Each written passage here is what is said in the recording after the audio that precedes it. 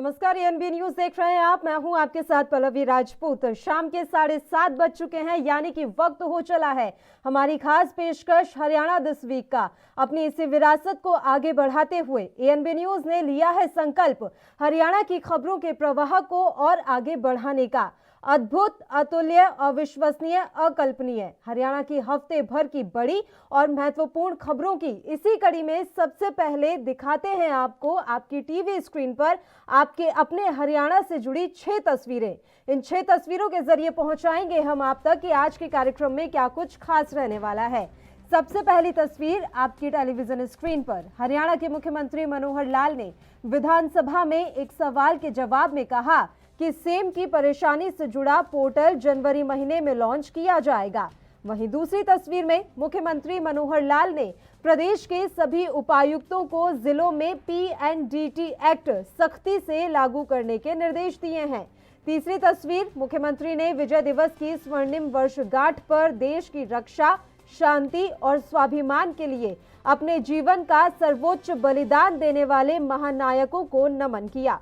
चौथी तस्वीर, जिसमें हरियाणा में न्याय वितरण प्रणाली में अधिक तेजी लाने और पारदर्शी बनाने के लिए inter operable criminal justice system शुरू किया गया है। पांचवी तस्वीर में जानकारी ये कि हरियाणा की मनोहर लाल सरकार प्रदेश के नागरिकों को आत्मनिर्भर बनाने में जुटी हुई है। इसी कड़ी में सभी असंगठित क्षेत्रों में काम करने वाले नागरिकों के ई श्रमिक कार्ड बनाए जा रहे हैं। छठी और आखिरी तस्वीर में आपके लिए जानकारी ये कि कुरुक्षेत्र से गीता वाणी ने पूरी दुनिया में नई ऊर्जा भरी। मार्गशीर्ष की शुक्ल पक्ष की एकादशी प्रतिपदा को विश्व भर में गीता वाणी की गूंज सुनाई दी।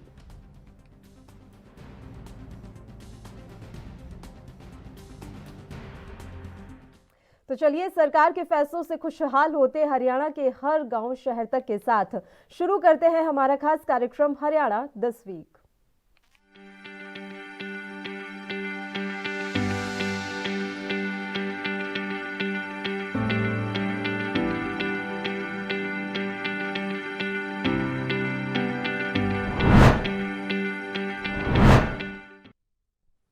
हरियाणा में किसानों को आने वाली वाटर लॉगिंग जमीन में सेम की परेशानी को खत्म करने के लिए सीएम मनोहर लाल ने बड़ा बीड़ा उठाया है। हरियाणा के मुख्यमंत्री मनोहर लाल ने कहा कि इस परेशानी से जुड़ा पोर्टल जनवरी महीने में लॉन्च किया जाएगा। वाटर लॉगिंग से निपटेगी हरियाणा सरकार। सरकार जमीन में सेम की समस्या को करेगी दूर। निपटने के लिए सरकार ने बनाई विस्तृत योजना। मुख्यमंत्री मनोहर लाल ने दी जानकारी। किसान हितैषी हरियाणा की मनोहर लाल सरकार ने वाटर लॉगिंग और जमीन में सेम की समस्या से निपटने के लिए विस्तृत योजना बना ली है। हरियाणा विधानसभा के शीतकालीन सत्र के पहले दिन एक सवाल के जवाब में सीएम मनोहर लाल ने कहा कि इससे जुड़ा एक पोर्टल जनवरी महीने में लॉन्च किया जाएगा। दिसंबर महीने में इस योजना का स्वरूप सामने आ जाएगा। हरियाणा सरकार ने बड़े स्तर पर इस समस्या से निपटने की योजना बनाई है। पोर्टल के जरिए मांगे जाएंगे आवेदन। मुख्यमंत्री मनोहर लाल ने कहा कि सेम से काफी जमीन प्रभावित है। प्रदेश सरकार ने सबसे पहले 1 लाख एकड़ जमीन से वाटर लॉगिंग और सेम की समस्या से निपटने की योजना बना ली है। जनवरी महीने में पोर्टल के माध्यम से किसान आवेदन मांगे जाएंगे। जो किसान सबसे पहले रजिस्ट्रेशन करेगा, वहां इस समस्या के समाधान के लिए काम शुरू किया जाएगा। पानी की निकासी पाइप, ड्रेन या वहां की मौजूदा परिस्थितियों के मुताबिक की जाएगी। News desk, ANB news.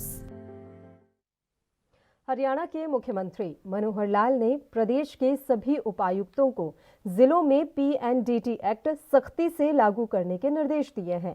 इसके अलावा तमाम स्वयंसेवी संस्थाओं, समाज सेवियों और जिलों के पेंशनर्स को समर्पण पोर्टल पर अपना पंजीकरण कराने के लिए प्रेरित करने के साथ ही एचटेट परीक्षा में कड़े सुरक्षा प्रबंध करने के भी निर्देश जारी किए हैं। प्रशासनिक सुधार विभाग की 15वीं बैठक। मुख्यमंत्री मनोहर लाल के सख्त निर्देश। पीएनडीटी एक्ट सख्ती से करें लागू। समर्पण पोर्टल पर पंजीकरण कराने के लिए करें प्रेरित। मुख्यमंत्री मनोहर लाल ने प्रशासनिक सुधार विभाग की 15वीं बैठक की अध्यक्षता की।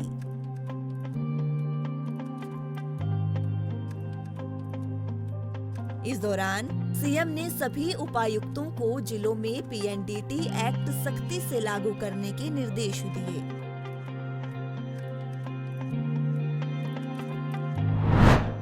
मुख्यमंत्री मनोहर लाल ने घटते लिंगानुपात पर चिंता व्यक्त करते हुए कहा कि प्रदेश में लिंगानुपात की दर को बढ़ाए जाने के लिए ठोस कदम उठाए जाएं।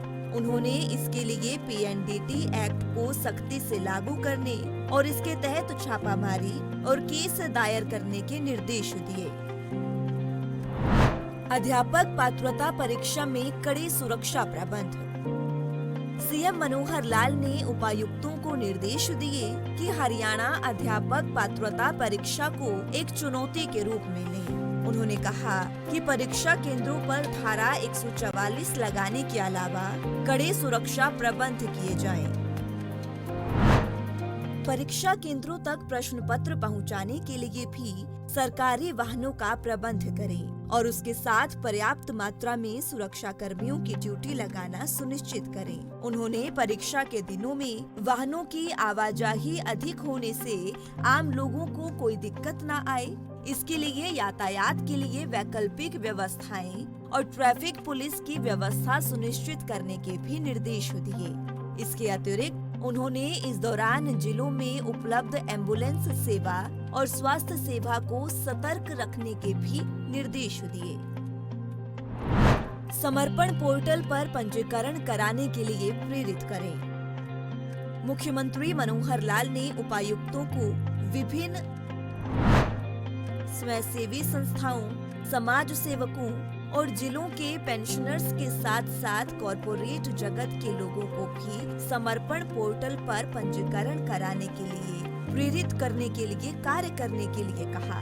उन्होंने कहा कि स्वयं सेवक इस पोर्टल पर पंजीकरण करा रहे हैं। पोर्टल पर तमाम क्षेत्रों में सेवाएं देने के लिए स्वयं सेवकों की तमाम श्रेणियां बनाई गई हैं। समर्पण हरियाणा सरकार की तरफ से शुरू किया गया स्वैच्छिक कार्यक्रम है, जिसके तहत समाज सेवा के इच्छुक लोग इस पोर्टल पर अपना पंजीकरण कर सकते हैं और सेवा का समय और स्थान भी बता सकते हैं। उन्होंने कहा कि उपायुक्त अपने जिले के पेंशनर्स की सूची तैयार करें और इच्छुक पेंशनर्स को समाज सेवा के लिए अपना समय देने के लिए प्रेरित करें। कोविड-19 टीकाकरण में लाएं तेजी। बैठक के दौरान मुख्यमंत्री मनोहर लाल ने कोविड-19 टीकाकरण के कार्य में गति लाकर इसे पूरा करने के भी निर्देश दिए। बैठक के दौरान बताया गया कि कोविड-19 टीकाकरण अभियान के तहत टीकाकरण किया जा रहा है। इसके अलावा मुख्यमंत्री ने मेरी फसल मेरा ब्यौरा योजना के तहत कृषि योग्य भूमि को जल्द से जल्द पंजीकृत करने, अंत्योदय परिवार उत्थान योजना के तहत परिवारों की आय बढ़ाने और स्वनिधि योजना और हर घर जल योजना पर कार्य करने के भी निर्देश दिए। कोविड-19 का जो वैक्सीनेशन है, डोज 1 प्राय उसका काम कंप्लीट हो गया। 91% लोगों को डोज 1 लग चुकी है। सेकेंड डोज 52% लोगों को लगाई जा चुकी है। तो इसमें भी तेजी ला करके मुझे लगता है कि अगले और एक 15 दिन में इसमें गति ला करके इसको पूरा किया जाएगा। बहरहाल सीएम मनोहर लाल की अध्यक्षता में हुई बैठक में विभिन्न विभागों के प्रशासनिक सचिव और अन्य वरिष्ठ अधिकारी भी मौजूद रहे। News desk, ANB news. वहीं हरियाणा के मुख्यमंत्री मनोहर लाल ने विजय दिवस की स्वर्णिम वर्षगांठ पर देश की रक्षा, शांति और स्वाभिमान के लिए अपने जीवन का सर्वोच्च बलिदान देने वाले महानायकों को नमन किया। सीएम मनोहर लाल ने जारी संदेश में कहा कि 1971 इंडो पाक युद्ध में भारतीय सेना के वीर और पराक्रमी सैनिकों ने अपने अदम्य साहस और शौर्य के दम पर पाकिस्तान के सैनिकों को आत्मसमर्पण करने के लिए मजबूर कर दिया था। उन्होंने शहीदों को स्मरण करते हुए कहा कि इस युद्ध के दौरान भारत माता के वीर सपूतों द्वारा दिया गया बलिदान हमारी युवा पीढ़ी को सदैव देशभक्ति के लिए प्रेरित करता रहेगा।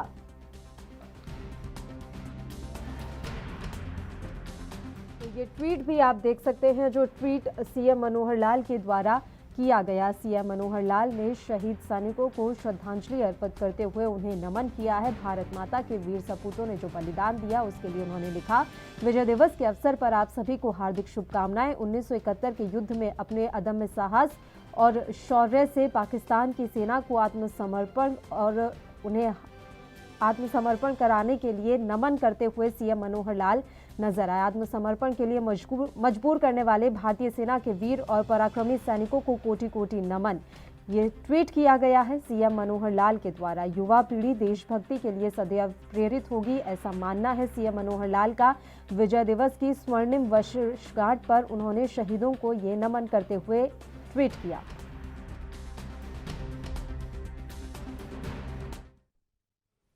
हरियाणा के मुख्यमंत्री मनोहर लाल ने अपने वाराणसी दौरे के दूसरे दिन प्रधानमंत्री नरेंद्र मोदी की अध्यक्षता में हुई मुख्यमंत्री परिषद की बैठक में हिस्सा लिया। इस दौरान उन्होंने हरियाणा सरकार द्वारा चलाई जा रही कल्याणकारी योजनाओं और नई पहलों से अवगत करवाया।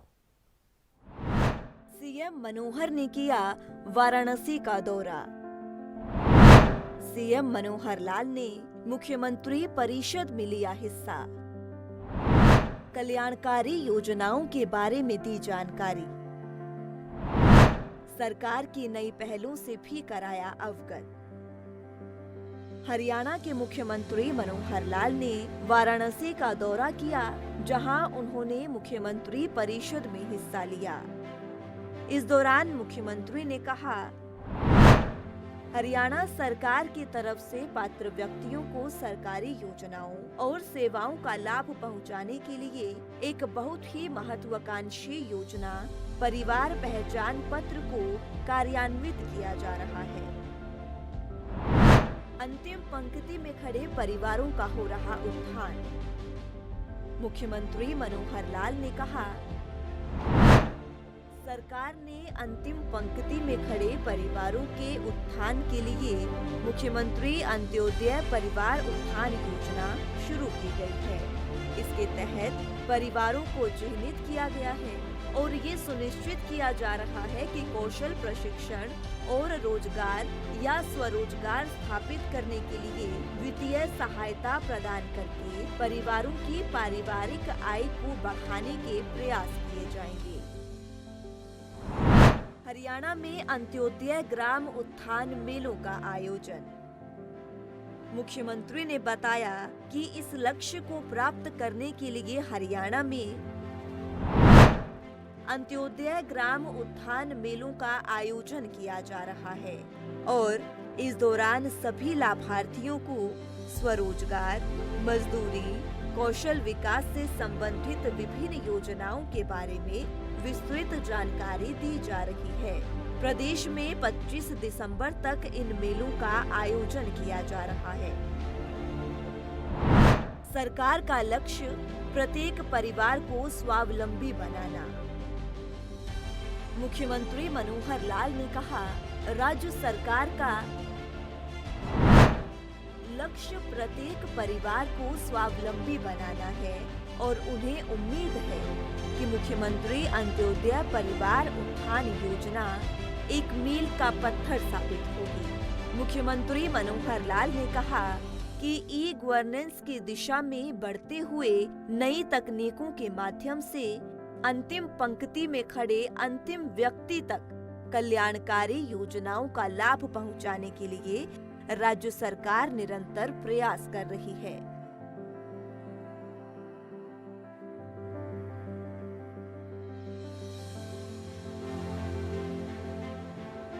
News desk, ANB news.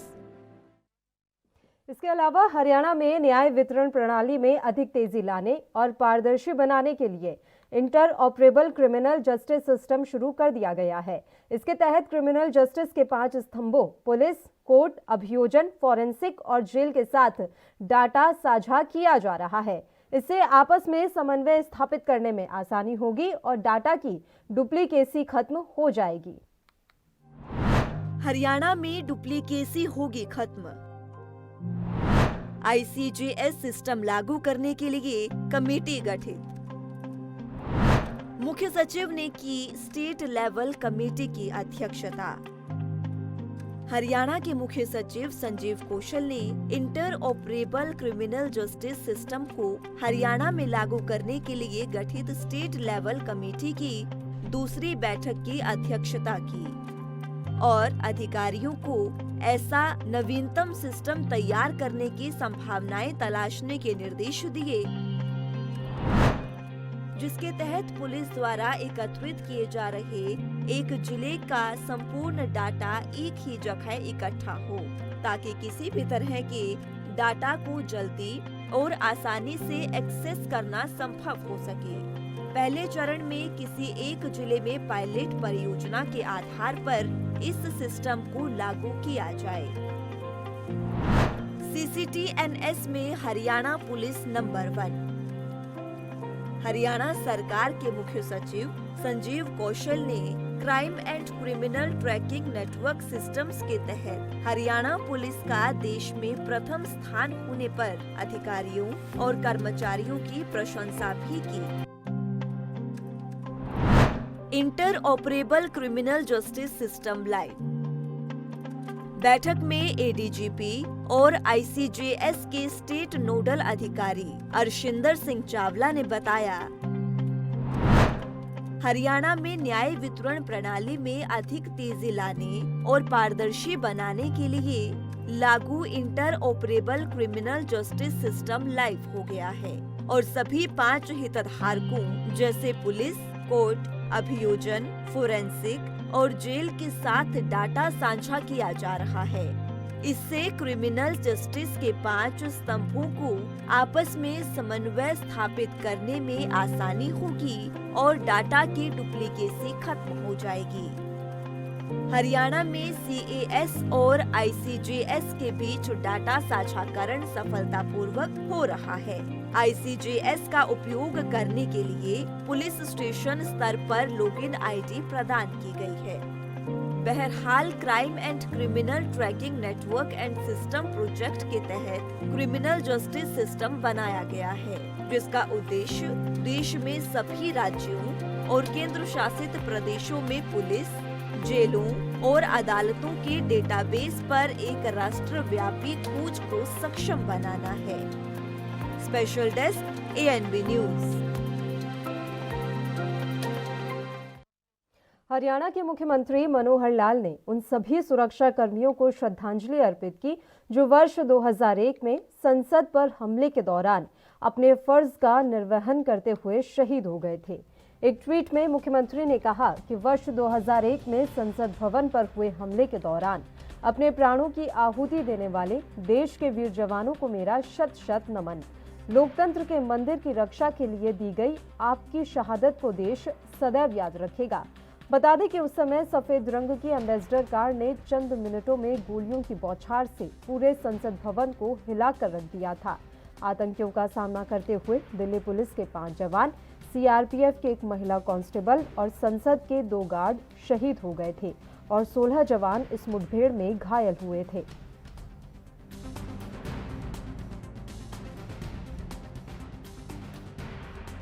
संसद भवन में आतंकी हमले की 20वीं बरसी पर भी CM मनोहर लाल ने ट्वीट कर इस हमले के दौरान शहीद हुए लोगों को याद किया और उन्हें श्रद्धांजलि अर्पित की। आपको बता दें कि CM मनोहर लाल के द्वारा ट्वीट कर शहीदों को नमन किया गया। इस दौरान उन्होंने अपने ट्वीट में लिखा कि आपकी शहादत को देश कभी भूलेगा नहीं और इस दिन को हमेशा याद रखा जाएगा कि किस तरीके से लोकतंत्र के मंदिर की रक्षा के लिए आपने अपने प्राणों की आहुति दे दी। ये तमाम बातें हरियाणा के मुख्यमंत्री मनोहर लाल ने अपने ट्वीट में लिखी और शहीदों को श्रद्धांजलि अर्पित की। आपको बता दें कि एक सफ़ेद कलर के एम्बेसडर ने चंद मिनटों में पूरे संसद भवन पर हमला कर दिया था और इस दौरान कई लोगों की मौत हो गई थी। वहीं कई ऐसे जवान भी थे जो घायल हो गए थे। जो लोग शहीद हो गए उन शहीदों को याद करते हुए CM मनोहर लाल ने ट्वीट किया। देश के संगठित और असंगठित क्षेत्र के श्रमिकों के लिए हरियाणा सरकार की तरफ से तमाम प्रकार की योजनाएं आरंभ की जाती हैं, जिससे कि सभी श्रमिकों को सशक्त और आत्मनिर्भर बनाया जा सके। इसके लिए हरियाणा में असंगठित कामगारों का राष्ट्रीय स्तर पर डेटा एकत्रित करने के लिए पंजीकरण किया जा रहा है। श्रमिकों को सशक्त और आत्मनिर्भर बनाने की पहल। असंगठित कामगारों का किया जा रहा पंजीकरण। असंगठित श्रमिकों के बनाए जा रहे ई श्रमिक कार्ड 31 दिसंबर तक बनवा सकते हैं ई श्रमिक कार्ड। हरियाणा की मनोहर लाल सरकार प्रदेश के नागरिकों को आत्मनिर्भर बनाने में जुटी है।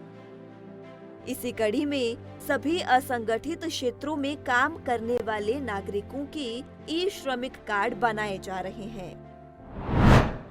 मनरेगा, मिड डे मील, आशा, आंगनवाड़ी वर्कर, रेहड़ी फड़ी वाले, दूध बेचने वाले, मछुआरे, प्रवासी मजदूर, दुकानदारों और अन्य असंगठित श्रमिकों के ई श्रमिक कार्ड बनाए जा रहे हैं। 31 दिसंबर तक पंजीकरण कराना जरूरी। ये कार्ड ऐसे सभी क्षेत्रों में काम करने वाले नागरिकों के बन सकते हैं जिनका कहीं ईपीएफ और पीएफ ना कटता हो और वो इनकम टैक्स पे ना हो। ऐसे पात्र श्रमिक अपने नजदीकी सीएससी सेंटर पर जाकर 31 दिसंबर तक अपना पंजीकरण अवश्य करवा लें। ई श्रमिक कार्ड बनने के बाद उन्हें सरकार की विभिन्न योजनाओं का लाभ मिलेगा। कार्ड धारक के परिजनों को दुर्घटना में हुई मौत या स्थायी रूप से विकलांग होने पर और आंशिक रूप से विकलांग होने पर अनुदान दिया जाता है। ई श्रमिक कार्ड पूरे भारत में होगा स्वीकार्य। पंजीकरण के लिए ई श्रमिक कार्ड बनवाने के लिए कामगार बढ़ चढ़कर हिस्सा ले रहे हैं। इसके अलावा कामगार स्वयं भी ishram.gov.in पर पंजीकरण कर सकते हैं। इसके अलावा नजदीकी सीएससी सेवा केंद्रों पर भी जाकर मुफ्त में पंजीकरण करवा सकते हैं। असंगठित कामगारों के ई श्रमिक कार्ड पूरे भारत में स्वीकार्य होगा। PMSBY के तहत दुर्घटना बीमा कवरेज मिलेगा और विभिन्न प्रकार के सामाजिक सुरक्षा लाभों का वितरण ई श्रमिक कार्ड के द्वारा किया जाएगा।